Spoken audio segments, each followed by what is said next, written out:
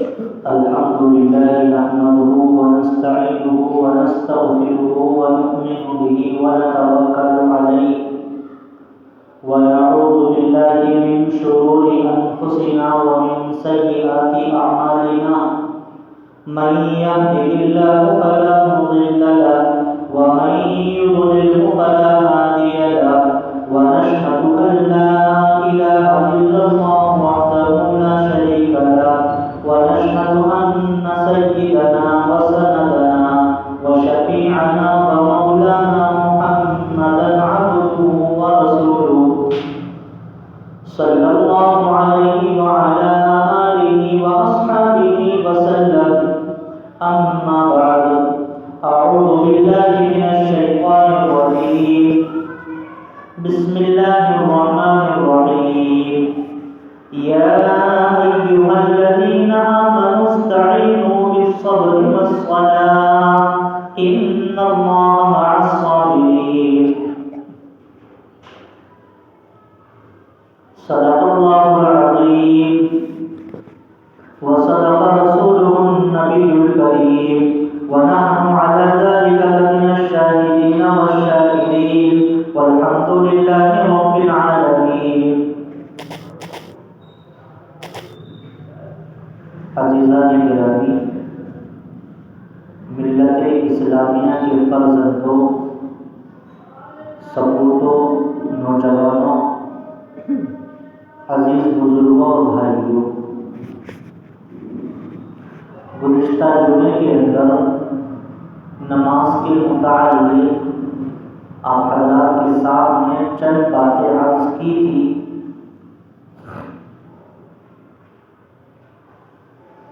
ابھی بھی نماز کے متعلق ہی آپ حضرات کے سامنے کچھ اور باتیں کرنی ہیں. قرآن کریم کی آیت کریمہ تلاوت کی ہے. اللہ تعالیٰ اس آیت کی روشنی کے مطابق میری زبان سے کچھ کہلوا دے، کام کی باتیں، اور ہم تمام سامعین کو اس پر عمل کرنے کی توفیق نصیب فرمائے. دیکھیے، یہ ہم سب جانتے ہیں کہ اسلام کی بنیاد 5 چیزوں پر ہے، اور اس کے اندر ایمان کے بعد جو سب سے زیادہ اہمیت کی حامل ہے وہ نماز ہے. دوسرے نمبر پر نماز کا ذکر آتا ہے. آج اگر اس بات کا سروے کیا جائے اپنی ہی مسجد کا،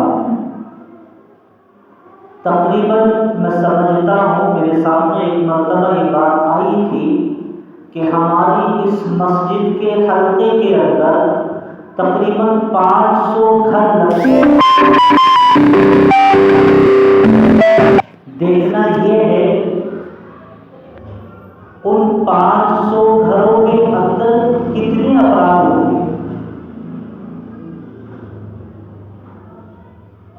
اگر 500 گھروں کے اندر جتنے افراد ہیں، اگر ایک آدمی بھی نماز پڑھنے والا بن جائے، سارے گھر والے نہیں، صرف ایک گھر سے ایک آدمی مسجد کے اندر آ جائے تو ہماری یہ مسجد چھوٹی پڑ جائے گی. بظاہر جمعے کے دن ایسا لگتا ہے کہ یہ مسلمانوں کی بستی ہے. اگر ایک سوال کیا جائے کیا اللہ کی طرف سے صرف جمعے کی نماز ہی ہمارے اوپر فرض ہے، ہمارے پاس کیا جواب ہے اس بات کا؟ اللہ تبارک و تعالی انسان کو صبح کا ناشتہ الگ کراتا ہے، دوپہر کا کھانا الگ ہوتا ہے، شام کا کھانا الگ ہوتا ہے. اور اگر ہمارے گھر کا کوئی چھوٹا بچہ یا بچی اس سے کوئی نقصان ہو جائے تو ماں باپ اس کو ڈانٹتے ہیں، ڈپٹتے ہیں، اور یہاں تک اس کو مار بھی لگاتے ہیں. لیکن مار لگانے کا حکم نقصان کے اوپر تو نہیں آیا. حدیث کے اندر آتا ہے، اللہ کے نبی صلی اللہ علیہ وسلم کا فرمان ہے جب بچہ 7 سال کا ہو جائے تو اس کو اپنے ساتھ مسجد میں لایا کرو، اور جب 10 سال کا ہو جائے تو پھر اگر وہ نماز نہیں پڑھے تو آپ اس کو مار بھی لگائیے۔ حدیث میں نماز نہ پڑھنے پر مار لگانے کی، پٹائی کرنے کے الفاظ ہیں، لیکن ہوتا اس کے بالکل برعکس ہے۔ آج ہمارے وہ افراد، کسی ایک کو نہیں کہہ رہا، تلخ بولوں گا آپ حضرات برداشت کیجئے گا، ایک دل کے اندر ایک درد ہے، ایک دکھ ہے، وہ آپ کے سامنے بیان کر رہا ہوں، اور شکوہ اپنوں سے ہوتا ہے، غیر سے نہیں ہوتا ہے، آپ برداشت کیجئے گا برائے مہربانی۔ محبت کے انداز میں ہی آپ کے سامنے پیش کر رہا ہوں۔ دکھ ہے، ایک درد ہوتا ہے، ایک افسوس ہوتا ہے اس وقت کے اندر جب ہمارا نوجوان طبقہ، کسی اور کا نہیں، ہمارا نوجوان طبقہ، ہمارے وہ معصوم بچے، وہ گھروں کی بچیاں نماز نہیں پڑھتی ہیں، مؤذن کی آواز ان کے کانوں میں آتی ہے، وہ ہماری مائیں اور بہنیں، انہیں معلوم ہے میری بیٹی ٹی وی کے سامنے بیٹھی ہے، کانوں کے اندر ایئر فون لگا کر بیٹھی ہے، لیکن مؤذن پکار رہا ہے، اس کے کانوں پہ چوں نہیں رہتی ہے، اس کے کانوں میں آواز نہیں آتی ہے۔ کیوں نہیں آتی میرے عزیزوں؟ اس میں ماں باپ کا قصور ہے، ماں باپ قصوروار ہیں، کوئی اور قصوروار نہیں ہے۔ جس طریقے سے میں اور آپ نقصان کے اوپر اپنے بچوں کو ڈانٹتے ہیں، ڈپٹتے ہیں، جب ہم نماز کے اوپر ڈانٹیں گے، ڈپٹیں گے، تو کیا ہماری وہ اولادیں، ہماری وہ بچیاں، وہ ہمارے معصوم بچے، وہ نوجوان طبقہ مسجد میں نماز پڑھنے نہیں آئے گا؟ ضرور آئے گا، لیکن کہاں؟ جب آئے گا جب ہم خود نماز پڑھنے والے ہوں گے، آئے گا اس وقت۔ ابھی تو ہمارے جو عزیز بزرگ اور بڑی عمر کے لوگ مسجد کے اندر نہیں آتے ہیں، جمعے کی نماز میں آ جاتے ہیں، کیا میں نے بتایا کیا صرف ہمارے اوپر ایک جمعے کی نماز فرض ہے؟ حدیث کے اندر آتا ہے، قرآن کریم کی آیت ہے، ان الصلاۃ تنہی عن الفحشاء والمنکر، نماز برائی سے، غلط کاموں سے روک دیتی ہے۔ نبی اکرم صلی اللہ علیہ وسلم کے پاس ایک شخص آتا ہے اور اس نے آ کر عرض کیا، اے اللہ کے حبیب، ایک آدمی وہ ہے جو نماز پڑھتا ہے لیکن ساتھ میں چوری بھی کرتا ہے۔ اللہ کے نبی نے فرمایا، ان قریب ایسا وقت آئے گا کہ اس کی وہ نماز اس چوری کو چھڑوا دے گی۔ یہاں پر ایک بات کی وضاحت کرتا چلوں، بہت سارے افراد، بہت سارے حضرات اس چیز کو معلوم کرتے ہیں کہ جی ہم نماز پڑھتے ہیں اور ساتھ میں عیاشیاں کرتے ہیں، مکاریاں کرتے ہیں۔ میں نے بتلایا، میں نے بھی کہا تلخ بولوں گا برداشت کیجیے گا، عذرائے محبت پیش کر رہا ہوں۔ انسان سوال کرتا ہے کہ نماز بھی پڑھتا ہے ایک طرف انسان، دوسری طرف چوری کرتا ہے، مکاری کرتا ہے، اور نہ جانے خرافاتیں کتنی کرتا ہے۔ اس کا آسان سا جواب یہ ہے، ابھی ہماری نماز ٹھیک نہیں ہوئی۔ جس دن نماز درست ہو جائے گی، نماز ٹھیک ہو جائے گی، اسی وقت انشاءاللہ یہ تمام خرافاتیں، تمام غلط کام انسان چھوڑ دے گا۔ نماز پڑھنے سے اللہ کا قرب حاصل ہوتا ہے۔ 30ویں پارے کے اندر ایک سورت ہے، سورہ علق کے نام سے، اقرا بسم ربک الذی خلق۔ آیت نہیں پڑھوں گا، اس کا ترجمہ یہ ہے کہ سجدہ کیجئے اور اللہ کے قریب ہو جائیں گے۔ آیت اس لیے نہیں پڑھ رہا، آپ سب کے اوپر سجدہ فرض ہو جائے گا۔ اس کا ترجمہ یہ ہے کہ سجدہ کیجئے اور اللہ کے قریب ہو جائیے۔ اتنی اہم عبادت نماز ہے، اور آج ہم نے اس نماز کو چھوڑ رکھا ہے۔ نماز پڑھنے سے گھر کے اندر رحمتیں، برکتیں نازل ہوتی ہیں۔ نماز چھوڑنے پر جتنی وعیدیں ہیں اور جتنے سخت الفاظ اللہ کے نبی نے ارشاد فرمائے، شاید ہی کسی اور چیز کے اوپر اتنے سخت الفاظ ارشاد نہ فرمائے ہوں۔ ایک مرتبہ کا واقعہ ہے، اللہ کے نبی صلی اللہ علیہ وسلم نے ارشاد فرمایا کہ میں نوجوانوں کو جمع کروں اور اپنی جگہ پر مصلی پہ کسی کو کھڑا کر دوں، اذان دلواؤں مسجد کے اندر، اور میں ان نوجوانوں کو لے کر لوگوں کے گھروں میں جاؤں، جائزہ لوں، جو لوگ نماز نہیں پڑھتے ہیں ان کے گھروں میں آگ لگا دوں۔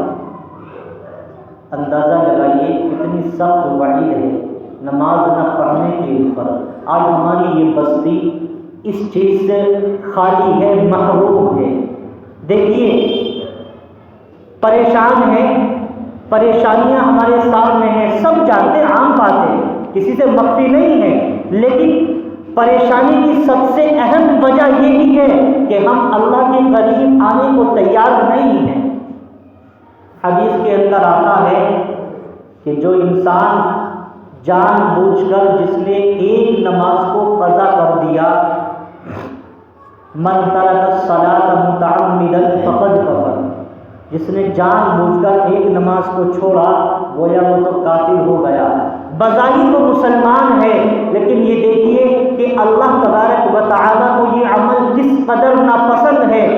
کافر کے درمیان اور ایک مسلمان کے درمیان جہاں اور درجے ہیں اور پردے ہیں، وہاں ایک پردہ یہ بھی ہے کہ انسان جو دوسرے افراد ہیں، دوسرے لوگ ہیں، بظاہر وہ سارے کام کرتے ہیں لیکن وہ نماز نہیں پڑھتے، کیونکہ نماز پڑھنے کے لیے ایمان شرط ہے اور وہ ایمان سے محروم ہے۔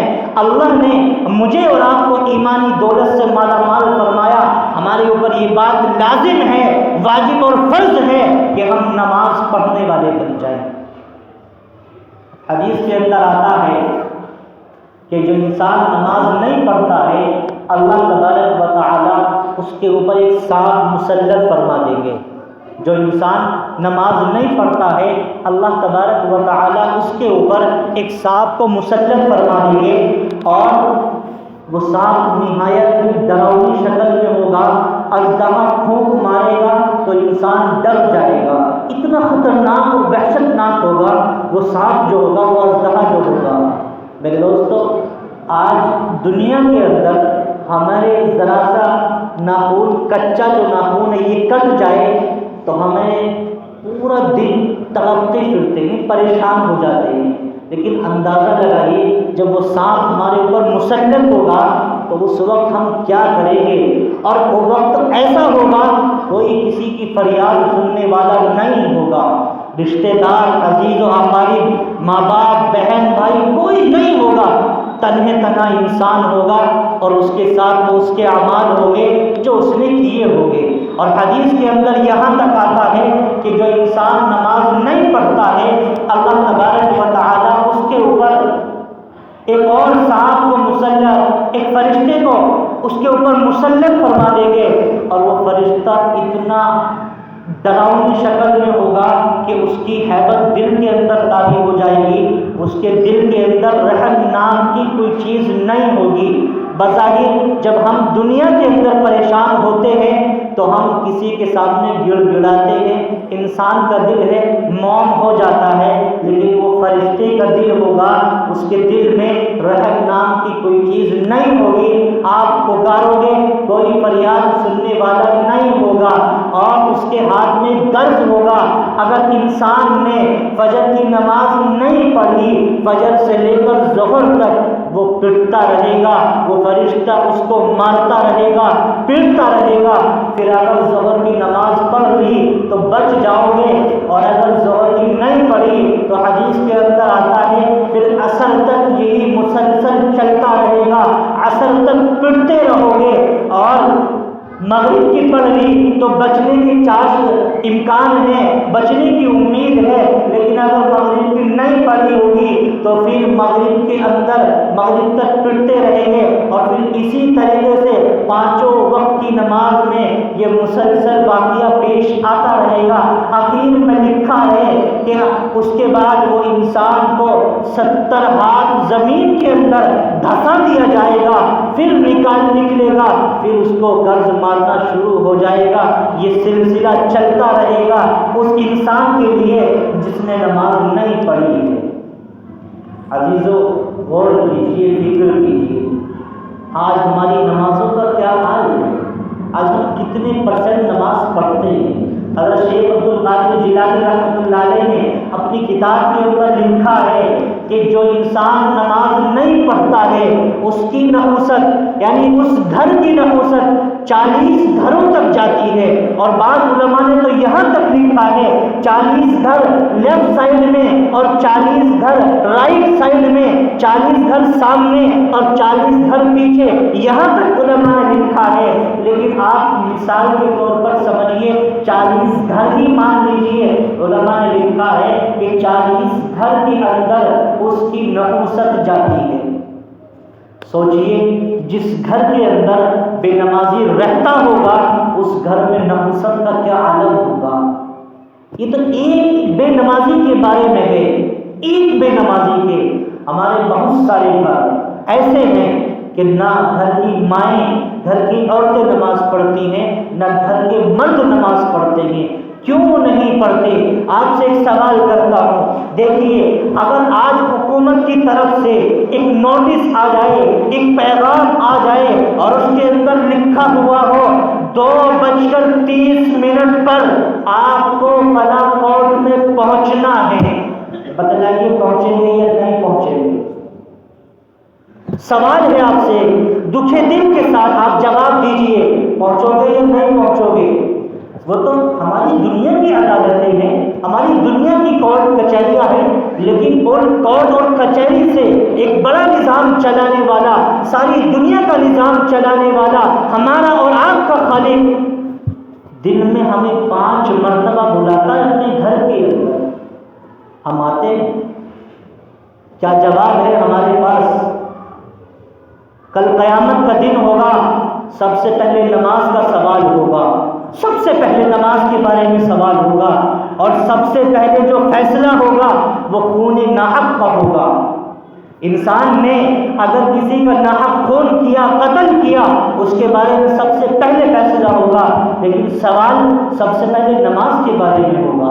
اللہ کے نبی صلی اللہ علیہ وسلم نے ارشاد فرمایا، اے علی 3 چیزوں میں جلدی کیجیے، تاخیر مت کیجیے۔ اس میں ایک نماز کا ذکر ہے کہ جب اذان ہو جائے، نماز کا وقت ہو جائے تو پھر تاخیر مت کیجیے، پھر تاخیر کرنے کی گنجائش نہیں ہے، فوراً نماز کا وقت ہو جائے نماز پڑھ لیجیے گا۔ یہ حکم ہے اللہ کی طرف سے، اللہ کے نبی کی طرف سے، اور جا بجا قرآن کریم کے اندر نماز کا ذکر آتا ہے۔ میں نے بتلایا تھا تقریباً 82 جگہ پر مسلسل نماز کے بارے میں ذکر ہے، لیکن آج ہم نماز کو کتنا پڑھتے ہیں؟ ایک واقعہ لکھا ہے کہ ایک انسان کسی کے یہاں کام کرتا تھا، وہ غلام تھا، آقا نے، اس انسان نے، اس کے مالک نے اس سے کہا چلو بازار چلتے ہیں۔ بازار پہنچے، سامان خریدا، اس کے کندھے پر سر کے اوپر رکھ دیا، رستے میں سامان لے کر چلتے ہیں۔ نماز کا وقت ہو چکا، اذان کی آواز کانوں میں پہنچ چکی ہے، اور پہنچنے کے بعد اس نے کہا نماز پڑھنی آقا اجازت دیجیے۔ کہا ٹھیک ہے آپ نماز پڑھ لیجیے۔ وہ مالک اس کا باہر کھڑا ہے، وہ اندر چلا گیا، مزدور مسجد کے اندر ہے، اذان ہو چکی، نماز پڑھ چکے لوگ باہر نکل کے جا چکے ہیں، وہ تنے تنا بیٹھا ہے، وہ اس کا مالک ہے، بار بار اس کو دیکھ رہا ہے کہ باہر کیوں نہیں آ رہا۔ آخر میں اس شخص نے اس کو آواز دی اور کہا بھائی فلانے آپ باہر کیوں نہیں آتے ہو، ایسا کیا معاملہ ہے؟ جواب سنیے، دل کے کانوں سے سنیے گا۔ جواب دیا آنے نہیں دیتے۔ کون آنے نہیں دیتے بھائی؟ جس اللہ نے اپنے گھر کے اندر بلایا ہے وہ باہر آنے نہیں دیتا ہے۔ اس نے جواب دیا جو آپ کو مسجد میں آنے نہیں دیتا ہے وہ مجھے مسجد سے باہر نکلنے کی اجازت نہیں دیتا ہے۔ دوستو توجہ کیجیے، فکر کیجیے، نماز کتنی اہم چیز ہے، نماز کتنی اہم عبادت ہے۔ اللہ کے نبی صلی اللہ علیہ وسلم آخری وقت میں ہیں، انتقال کا وقت قریب ہے، اس دنیا سے رخصت ہونے والے ہیں، لیکن نماز کو نہیں چھوڑا ہے۔ ایک سائڈ میں حضرت عباس رضی اللہ عنہ ہے اور دوسری طرف حضرت علی رضی اللہ عنہ، ایک صحابی اور ہے، نام ذہن سے نکل گیا، دوسری طرف وہ صحابی ہیں، لیکن پیر زمین کے اوپر پھسلتے ہوئے مسجد کے اندر تشریف لے جا رہے ہیں اور نماز ادا کرتے کرتے ہیں۔ اس بات سے اندازہ لگائیے کہ نماز کتنی اہم عبادت ہے، اخیر عمر میں ہے، اخیر وقت کے اندر ہے، کچھ کہنا چاہتے ہیں لیکن زبان ساتھ نہیں دیتی ہے۔ صحابہ نے زبان کے قریب اپنے کان لگائے تو ارشاد فرمایا الصلاۃ، نماز کی پابندی کیجیے۔ دو باتیں اس وقت میں ارشاد فرمائی، ایک نماز کا ذکر ہے اور ایک ذکر ہے کہ اپنے غلاموں کے ساتھ، اپنے ماتحتوں کے ساتھ اچھے سلوک کے ساتھ پیش آئیے۔ یہ دو چیزیں اللہ کے نبی نے آخر وقت کے اندر ارشاد فرمائی تھی۔ آپ اندازہ لگائیے، آپ سمجھدار ہیں، دانشور ہیں، قوم کے رہبر ہیں، بڑے اچھے اچھے لوگ ماشاءاللہ یہاں بیٹھے ہوئے ہیں، سمجھانے کی زیادہ ضرورت نہیں ہے، مجھ سے زیادہ آپ جانتے ہیں، لیکن یہ چیز کے اوپر غور کیجیے، نماز کتنی اہم عبادت ہے۔ کریں گے بھائی انشاءاللہ؟ میری بات بری لگی ہو تو میں معذرت چاہتا ہوں، معافی چاہتا ہوں، لیکن ایک دکھے دل کے ساتھ عذرائے محبت چند چیزیں آپ کے سامنے پیش کی ہیں۔ نوجوان دوستوں، نماز کی پابندی کیجیے۔ اگر آپ نماز کی پابندی کریں گے، آپ کے تمام بگڑے ہوئے کام بنتے چلے جائیں گے انشاءاللہ۔ اللہ کے نبی صلی اللہ علیہ وسلم کے سامنے نبی کے وقت میں جب کوئی پریشانی آتی تو وہ 2 رکعت نماز کی نفل نماز کی نیت باندھ لیتے، پریشانی دور ہو جاتی۔ حضرت فاطمہ رضی اللہ عنہ کے بارے میں آتا ہے، میری مائیں بہنیں اپنے گھروں میں ان کو جا کر بتلائیے، حضرت فاطمہ رضی اللہ عنہ سردیوں کی لمبی رات ہے، 2 رکعت عشاء کی نماز پڑھنے کے بعد نفل نماز کی نیت باندھ کر کھڑی ہو گئی، فجر کی اذان ہو گئی اور پھر اشکال کرتی ہیں، اے اللہ کے حق، اے اللہ تبارک و تعالی، اس دنیا کے نظام چلانے والے، کہ تیری رات اتنی چھوٹی ہو گئی کہ میری 2 رکعت مکمل نہیں ہوئی۔ ہماری نمازیں ایسی ہونی چاہیے۔ اللہ تعالیٰ عمل کرنے کی توفیق نصیب فرمائے۔